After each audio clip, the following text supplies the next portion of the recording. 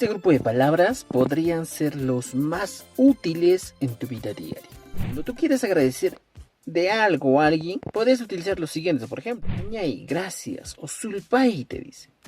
Dos expresiones que puedes utilizar, añay, sulpay, que vendría a ser gracias. Pero si tú quieres agradecer un poco más, puedes decir, anchata, añancheiki, te agradezco, o te agradezco demasiado. Anchata, añancheiki. Si quieres ser más expresivo, digo, añanchakuikin, te agradezco. Pero mostrando esa empatía, esa intensidad con la que estás agradeciendo. Añanchakuikin. ¿Ya?